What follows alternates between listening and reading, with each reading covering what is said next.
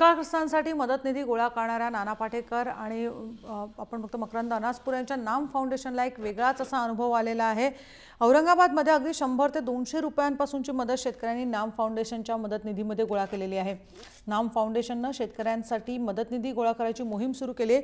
औरंगाबादमध्ये नानाची पत्रकार परिषद होती। या ठिकाणी आलेल्या काही सामान्य लोकांनीही नानाच्या या उपक्रमात अक्षरशः खारीचा वाटा उचलत मदत केली। एका मजुराने कष्टाने कमावलेले 300 रुपये मदत निधीसाठी दिले। शेतमजूर असलेल्या वृद्ध माणसाचं औदार्य पाहून नानाला गहिवरून आलं होतं।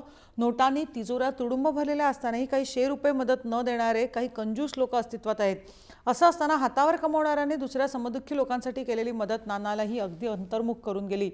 नाम फाउंडेशनला देणगी देणाऱ्यांमध्ये काही हात मजुरीचेही काम करणारे होते आणि महाराष्ट्रातल्या लोकांचं मन किती मोठं आहे याची प्रचिती यावेळी पाहायला मिळाली।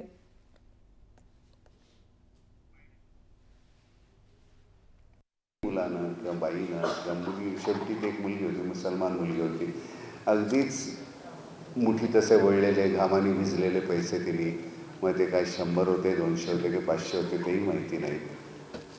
हे लहान मुलींनी दिलेली त्यांची बॅग जी त्यांनी जमवलेले हे पैसे आहेत। माझ्या दृष्टीने हे महत्त्वाचं आहे, हे तिथपर्यंत पोचणं महत्त्वाचं आहे आणि आपण सगळे मिळून जे करू शकतो तो कोणीही एक मोठा माणूस नाही करू शकत। त्याच्यासाठी ती कळकळ असायला पाहिजे, ती जाणीव असायला पाहिजे, सल पाहिजे, तो बोध असायला पाहिजे।